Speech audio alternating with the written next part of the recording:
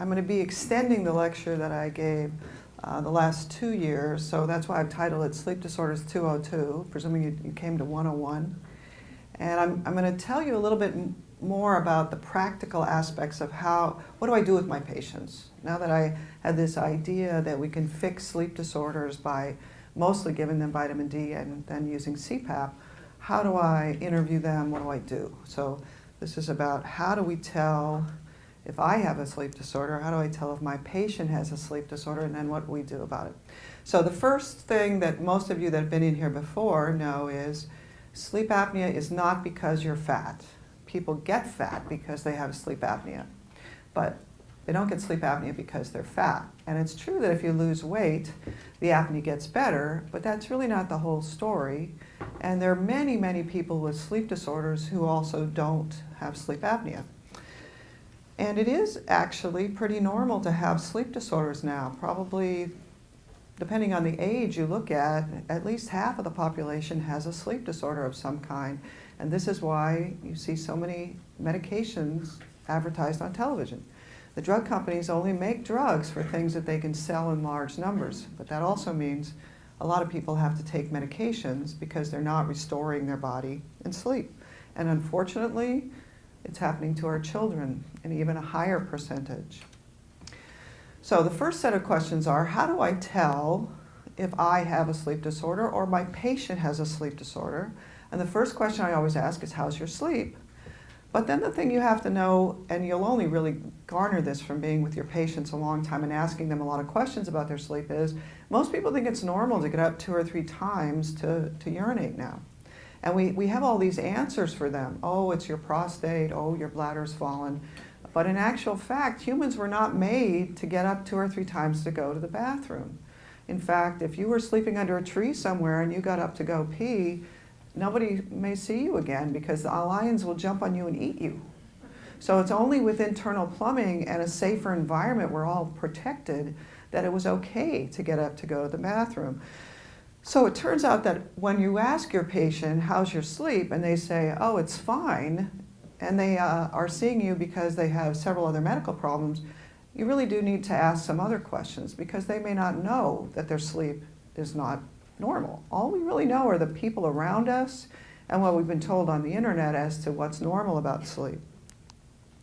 So these are the other questions I ask. What time do you lay down? What time do you fall asleep? How long does it take you to fall asleep? How many times do you wake up during the night? It's interesting to me that anybody who wakes up during the night always has a little legend as to why. It'll be their poodle that has to go out to urinate in the middle of the night, or they have to get up to pee. Most of the time there's a yes, but. And a lot of people who have chronic pain feel that their pain wakes them, and I'll try to convince you that it's really that they have a sleep disorder, and that's why they have pain. Cramping in the middle of the night turns out to be quote-unquote normal in some people, but it also means that your legs are moving a little bit too much. And the next question is, do you fall back to sleep right away, or do you spend another hour lying awake thinking about things? Do people say that you snore? Do people not want to sleep with you because you kick? These are all things that are not really normal. And a lot of the patients will say, yeah, I sleep fine. In fact, I'm a really good sleeper. If you ask them, do you sleep more than you think you should? It turns out some people are sleeping 12 or 13 hours in order to be able to get to work or get to school. 13 hours takes away a lot from your day, and that turns out to be a sleep disorder as well. So the next set of questions are about how do you feel in the morning? So most people that you ask, oh, do you wake up with any pain in the morning? That was a really interesting learning experience for me because almost always the patient will say, yes, but I have a herniated disc at L23. I have a bone spur at C5. And I was, at the beginning, I thought, how do they know that stuff? Well, as soon as somebody comes with pain to their doctor, in the last 30 to 40 years, our habit is we take a picture. We can look inside your body now. So I take a picture, I give you the picture, and I say, it's a herniated disc at L3-4. Basically that means, shut up, it's your fault, it's not my fault, and it's your body. It's your body forsaking you. And it turns out that that's not exactly true. It turns out that our body is made to be healing itself in sleep, And if you still have pain and you didn't just fall down the stairs or you didn't get hit by a car yesterday, your body really ought to be healing you. So it's interesting to me that we in medicine have moved towards what is effectively blaming the patient for their pain instead of fixing it. There's also a set of questions about whether or not you take naps. Most of us were able to take naps as children, but often as we get to be adults, we can't. People who have normal brain chemistry actually can take a nap, and they can fall asleep, wake up, and they feel better. A lot of people that I see can't sleep, and then when they do sleep, they actually feel worse. The next question to ask, because they won't necessarily tell you, is whether or not they sleep in a chair or on a couch. A lot of my patients wind up sleeping in a recliner now. And that I don't think is a bad thing, but it tells you a lot. It tells you that they're sleeping in a recliner, and it's usually not because they have too many people living in the house. It's because they sleep better in the recliner. That will tell you that when they sleep in the bed, their airway collapses. So it's a pretty good sign that they have sleep apnea. The next one is, and we'll talk at length about this in a minute, does your spouse see you falling asleep in a chair in the afternoon? Do you fall asleep every time you sit down? Those are things that the patient will say, oh yeah, I sleep great. I can sleep anywhere. Anytime I sit down, I can fall asleep. Well, that is not actually a healthy thing. That means you're tired during the day, and the sleep that you get at night is not as restorative as it should be. And also, do you work night shifts or swing shifts? All the nurses in this room know that it's really not normal for human beings to work nights. We never did. We're like chickens. We go find our little place to hide as soon as the sun goes down. We don't see well at night. We're not night hunters. That means that those of us who have to work night shift are very stressed by this. We age faster than the people around us, especially if we can't make up to sleep during the day, which turns out to be pretty difficult. The more complicated questions that you'll ask less, but I end up asking, are, do you act out your dreams? Does your wife say that you are reaching while you're asleep, while you're in the chair? Do you talk during your sleep? Even though we think it's comedic that kids sleepwalk and sleep talk, it turns out that those people that sleepwalked and sleep talked as a child probably have an increased incidence of their sleep switch, the part that was supposed to keep them normally paralyzed. As soon as you see someone sleepwalking, you immediately realize the danger of that. They can walk out the door, they can climb out the window. That is not a normal brainstem. As soon as they are actually able to get up and walk or talk and not remember, and they're not on Ambien, those people are having a malfunction of the part of their brainstem that allows them to get paralyzed normally. I see those people later on in life doing things that are very unusual. So I wonder that they don't have a genetic problem that makes their sleep switch, or the nucleus that keeps them paralyzed, a little bit funny at the beginning. They usually will be children that are vitamin D deficient also. And have you ever had a sleep study? It's funny to me that all the patients who come to see me, they somehow just neglect to mention, you know, I'm asking them about their sleep. Somehow they don't really come up with the idea that, oh yeah, 3 years ago my doctor sent me for a sleep study. Well, what did they tell you about it? Oh, I have sleep apnea. Oh, are you wearing that mask? No. No. And so that information is there for you if you're interested in it, and then you can glean a lot of information from the sleep studies that are done, even if they don't have sleep apnea.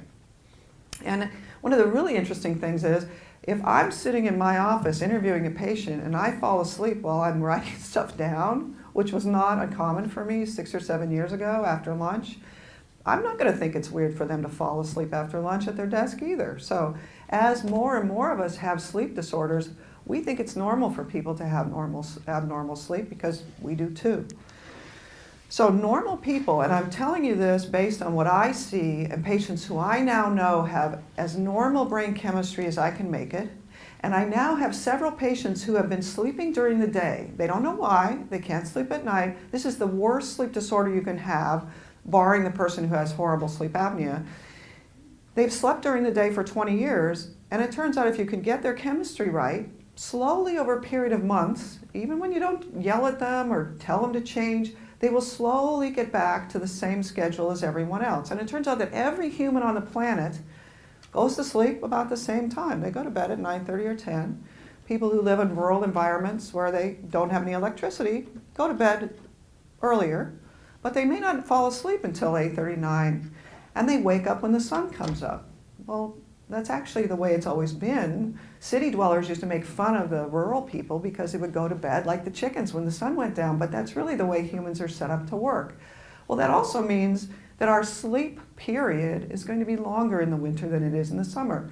And that's really the way we're designed to be. So those of us who live in cities usually spend about the same amount of time. And most of us, since I spend all my time asking what time do you go to bed, most people go to bed sometime between 9:30 and 11. And then they wake up at 6:30 or 7. And normal people have no pain on awakening. They do not get up to go to the bathroom. They do not wake up and eat. And they don't stay awake in the middle of the night thinking about things. And again, this is the same sort of thing where everybody has a little legend about, oh, I have a lot of stress. I wake up at 3 a.m. and I stay awake for an hour thinking about my grandkids, my cousin, our bills.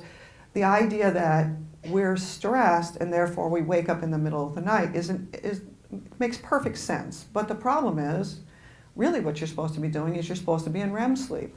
That's where you process all that stress that you have. I tell my patients a story about how every animal on this planet has a very stressful life. The squirrels that live in my backyard have to watch Uncle Harry fall out of the tree and get horribly mangled by my dogs. They throw him up in the air and he screams, and it's horrifying. I mean, think about that. Every day you wake up and you have these horrible killers living below you.